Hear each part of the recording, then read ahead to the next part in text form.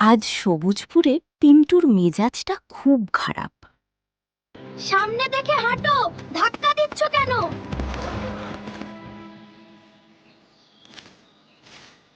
এই নাও তোমার জন্য। একটা ছোট্ট ধন্যবাদ, কিন্তু পিন্টু বলল না। এইটা একটু সাহায্য করবে? তুমি তো কাউকে সম্মান করো না। তুমি তো ধন্যবাদও বলো না। হয়তো আমার আচরণটাই ভুল ছিল। পিন্টু এবার বুঝতে শুরু করলো। ভদ্রতা ছোট কিছু না, এটা মানুষের আসল পরিচয়। একটা প্লিজ আর ধন্যবাদ অনেক কিছু বদলে দিতে পারে। দয়া করে আমাকে একটু সাহায্য করবে? ওয়াও, পিন্টু বদলে গেছে। ধন্যবাদ, ধন্যবাদ। এই তো, এখন তুমি সত্যিকারের ভালো বন্ধু।